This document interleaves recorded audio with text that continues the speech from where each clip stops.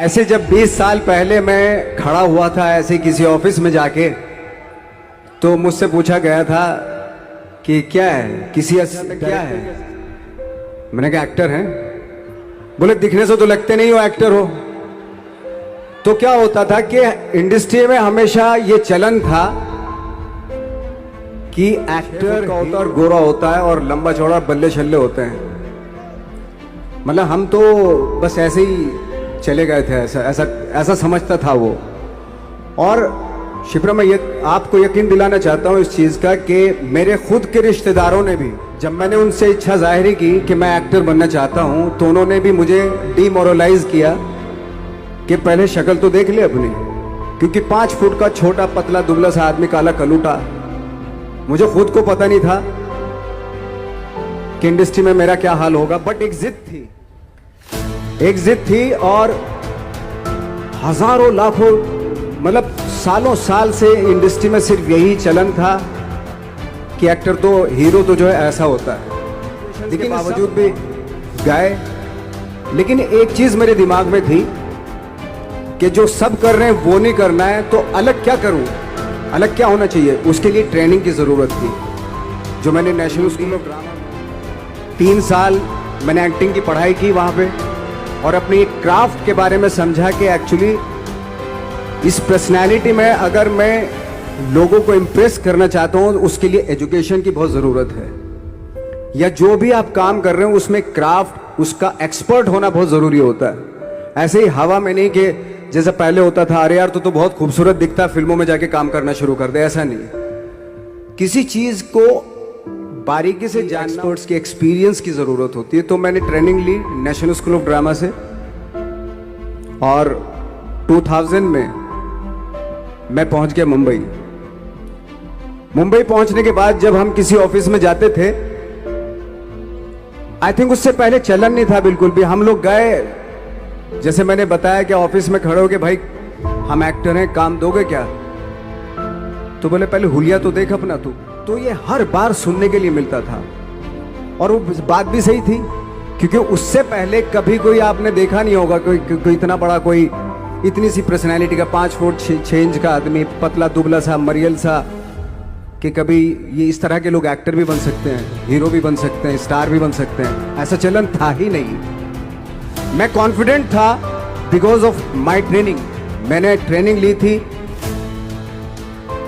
और अपनी क्राफ्ट के बारे में बहुत अच्छे से जानता था मैं, और उस चीज का सिर्फ कॉन्फिडेंस था मुझे कि आज नहीं तो कल, कल नहीं तो परसों, या 10 साल या 20 साल या 30 साल के बाद नंबर जरूर आएगा मेरा। मैंने कभी भी अपने को टारगेट नहीं दिया मैंने कि अगर 2 साल ट्राई करके देखता हूं, उसमें अगर हो गया तो ठीक है, वरना कोई दूसरा फील्ड अपना लूंगा। ऐसा कभी नहीं। जिस चीज का पैशन होता है, जज्बा होता है, अगर आप दिल से चाह लो ना, तो पूरी दुनिया झुक जाती है उसके ऊपर। उसको पूरा करने के लिए पूरी कायनात एक हो जाती है कि इस आदमी की जिद के लिए झुकना पड़ेगा, और पूरी दुनिया झुकती है आपकी जिद के आगे। लेकिन आपको जिद्दी होना पड़ता है, आपको बहुत सारे सेक्रीफाइस भी करने पड़ते हैं, क्योंकि ये आपने चाहा है। परीक्षा देनी पड़ती है आपको, जितना बड़ा इम्तिहान होगा उतनी बड़ी परीक्षा भी देनी पड़ेगी। आसान काम नहीं है। छोटे छोटे टारगेट बनाएंगे तो छोटों में निपटारा हो जाएगा। हमेशा अपने आप को टारगेट बढ़ा दो। तो उसके लिए हमेशा अपने आप को अनकंफर्ट जोन में डालो, कि जो इम्पॉसिबल है उसको पॉसिबल करने की शिद्दत, पैशन आपके अंदर होना चाहिए, वो हो जाता है। दुनिया में इतने सारे एक्सपेरिमेंट हुए हैं, ये सिर्फ इसी बिना पे हुए हैं, पागलपन के जरिए ही हुए हैं ये सारे एक्सपेरिमेंट। एक मैंने कहीं सुना था कि जब आप एक्सपेरिमेंट करते हैं तो फेलियर भी होते हैं, कई बार फेलियर होते हैं। कोई एक एक्सपेरिमेंट करने के लिए, कोई एक चीज करने के लिए बहुत बार हमने भी झेला है, बहुत बार फेलियर हुए हम लोग। लेकिन एटलीस्ट हमें इतने सारे फेलियर होने से इतने तरीके पता चले कि इन तरीकों से सक्सेस नहीं मिल सकती। फॉर एग्जाम्पल, एडिसन ने जब बल्ब का आविष्कार किया तो 100 बार एक्सपेरिमेंट किए। अपनी 100 बार एक्सपेरिमेंट करने के बाद जब उसको पता चला कि अरे फॉर्मूला तो ये था, बल्ब बनाने का, तो एटलीस्ट उसको ये, उसके साथ साथ उसको ये भी पता चला कि 100 जो तरीके हैं, 100 तरीकों से बल्ब नहीं बनता, ये भी पता चला उन फेलियर्स में उसको।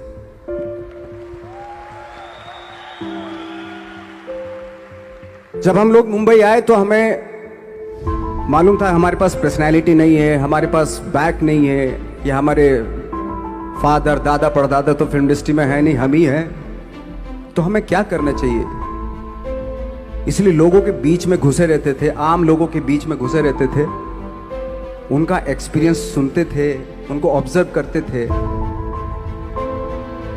तो आई थिंक मेरे पास 15 साल तक, 10-12 साल तक कोई काम नहीं था। जैसे आपने बताया कि बहुत ही 10-10 सेकंड के रोल करके घर में आके बैठ जाता, पूरे साल खाली बैठे रहते थे हम लोग। लेकिन एक चीज थी कि लोगों के बीच में रहते थे। लोगों के बीच में रहने से ये एहसास हुआ हमें कि तरह तरह के लोग हैं, लेकिन हमारी इंडस्ट्री में सिर्फ एक ही तरह की एक्टिंग होती है। हजारों करोड़ों लोग हैं इस दुनिया में, लेकिन एक्टिंग सिर्फ एक ही तरीके से होती है हमारे यहाँ। तो मुझे लगा यार, ये मैं तो ट्रेन भी हूँ, मुझसे अपनी आर्ट भी आती है, और हजारों लोगों को मैं ऑब्जर्व भी कर रहा हूँ, तो ये तो सबसे अच्छा सूत्र है। इससे तो मैं बहुत कुछ कर जाऊंगा। तो जब ये सूत्र पता चला मुझे कि अब मैं ये जो हजारों लोगों को मैंने ऑब्जर्व किया है, अब जब भी मुझे कोई रोल मिलेगा, उन्हीं में से वो एक इंसान होगा। उसी में वो ठाकरे, बाला साहब ठाकरे होंगे, उसी में गणेश गायतोंडे होगा, उसी में फैजल खान होगा, उसी में माजूमदार साहब होंगे। तो इस तरह के, ये कब हुआ? जब हमने लोगों को ऑब्जर्व करना शुरू किया, लोगों के बीच में रहे। मैं 15 साल के बाद जो मेरी लाइफ थी, जिसमें खाने तक को नहीं मिलता था, अब फॉर्चुनेट अपने आप को समझने लगा था कि थैंक गॉड कि मुझे ऐसे लोगों के बीच में मुझे रहने का मौका मिला। तो कभी भी आई थिंक मुझे लगता है कि कभी भी जब आप स्ट्रगल कर रहे होते हैं ना, वो एक मौका होता है आपके पास, वो एक चांस होता है आपके पास कि कैसे उसमें आप अपना ऑब्जर्वेशन, एक्सपीरियंस, जब आपको काम मिलेगा वो उसमें लगाएंगे आप।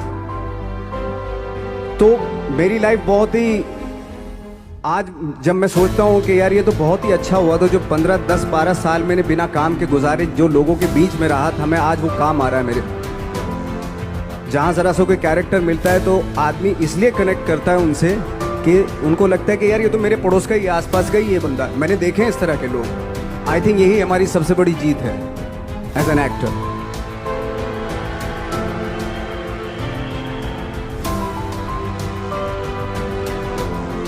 ऑफ कोर्स स्ट्रगल में बहुत सारी चीज़ें सेक्रीफाइस करनी पड़ती हैं, क्योंकि खुजली आपको हुई है, आप ही को मिटानी पड़ेगी। आप जो आप हैं वो आपने बनना चाहा था, और अगर डिसअपॉइंटमेंट आ रहे हैं तो आप तो कंप्लेन भी नहीं कर सकते, क्योंकि आप ही ने चाहा था ये बनना।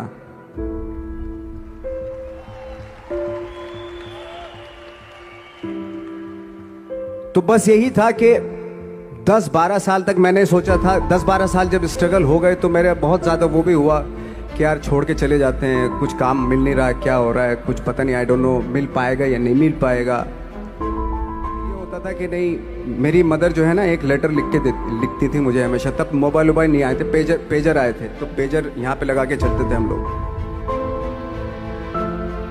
जब उनको मालूम हो जाता था कि भाई बंदा जो है ना थोड़ा सा फ्रस्ट्रेशन में है, डिप्रेशन में है, क्योंकि काम नहीं मिल रहा, तो मेरी माँ मुझे एक लेटर लिखती थी। उसको लिखती थी कि लिखने के बाद एक लास्ट में लिखती थी कि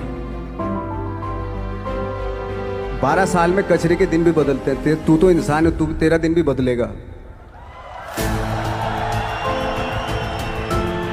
तो उन सब चीज़ों को देख के कोई एक शेर, कोई एक कोटेशन, कोई इस तरह की जो मोटिवेट करती है, जो लाइन्स आपको, उनका रहना, उन पे बिलीव करना बहुत ज़रूरी होता है, क्योंकि वही चीज़ आपको मोटिवेट करती है आगे बढ़ाने के लिए।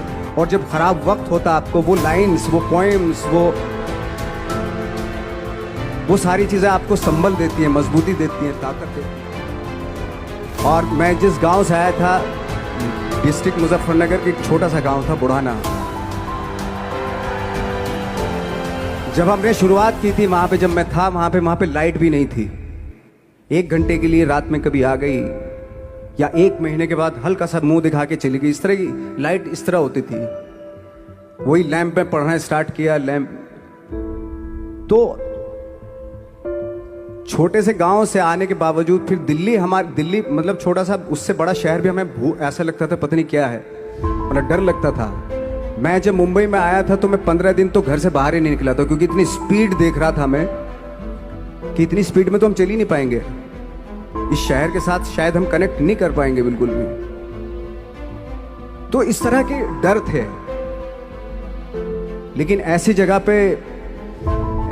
पे आ गए थे कि अब जाना भी मुश्किल था। तो मतलब वापस नहीं जा सकते थे। वापस इसलिए नहीं जा सकते थे कि बहुत सारे डर थे। वापस अगर चले गए तो थिएटर के जो मेरे दोस्त थे वो बोलते, क्यों भाई वापस आ गए तुम भी, जैसे बहुत सारे लोग वापस आ रहे थे तुम भी वापस आ गए, चलो लग जाओ ठीक है। गांव में इसलिए नहीं जाता था अपने कि जो पहले ही बोलते थे वो लोग कि शक्ल तो देख ले, फिर हार के उनके सामने चला गया तो क्या बोलेंगे वो तो वही बोलेंगे कि हमने तो पहले मना किया था कि मत जाओ, क्या सूरज शक्ल थोड़ा ही थी तुम्हारी स्टार बनने की, एक्टर बनने की। तो ये बहुत सारे डर थे जिसकी वजह से मैं अपने ना तो गाँव जाता था, ना जहाँ से ट्रेनिंग ली थी दिल्ली से, ना वहाँ जाता था। मैंने जो भी है मरना जीना मुंबई में ही होगा। रही बात सक्सेस की, सक्सेस अगर 30 साल बाद भी मिलेगी उसके लिए भी मतलब तैयार रहना चाहिए। सक्सेस की कोई डेट नहीं होती, कोई तारीख नहीं होती, कोई टारगेट नहीं होता कि इतने ही दिनों में मिल जाएगी। इंसान का काम होता है, आई थिंक मुझे लगता है कि मेरे हिसाब से मुझे लगता है कि लाइफ ना हमेशा अपने आप को लाइफ में पुश करते रहो, और पैशन के साथ जिस भी आप काम में हो, जो भी आप काम कर रहे हैं उसमें पैशन के साथ लगे रहना बहुत जरूरी होता है। क्योंकि पैशन से क्या होता है, जिस भी आप फील्ड में होते हैं उसकी डिटेलिंग्स मिलनी शुरू होती है। जैसे जब आप समंदर में देखते हैं, समंदर की जब गोता मारते हैं, नीचे जाते हैं तो आपको एक धीरे धीरे बहुत कुछ दिखाई देना शुरू। ऐसी आपका भी फील्ड है, कोई भी हर फील्ड ऐसा ही होता है, उसमें असीम संभावनाएं होती हैं, इतनी पॉसिबिलिटीज होती हैं कि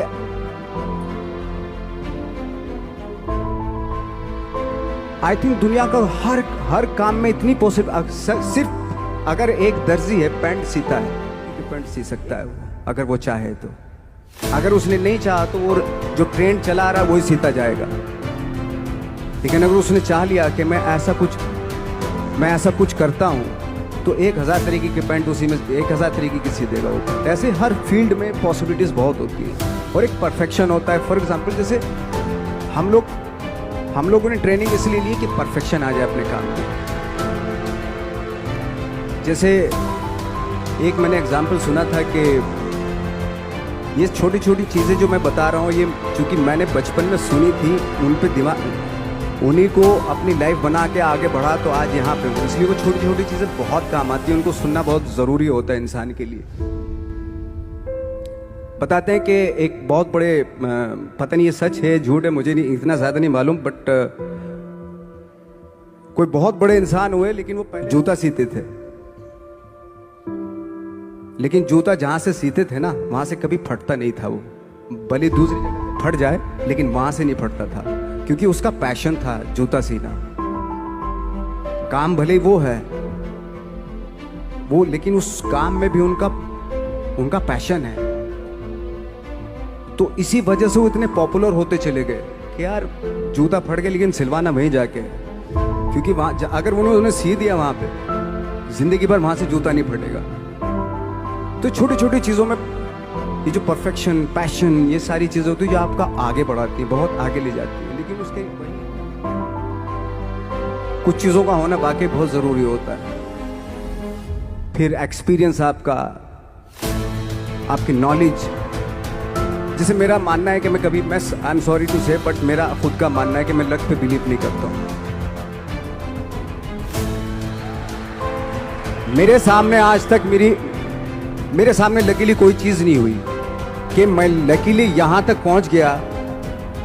आज जो आप प्रोमो देख रहे थे मेरी, मैं लकीली नहीं पहुँचा हूँ यहाँ पे। मैंने उसके लिए मेहनत की है, मैंने उसके लिए नॉलेज इकट्ठी की है, मैंने उसके लिए ट्रेनिंग ली है।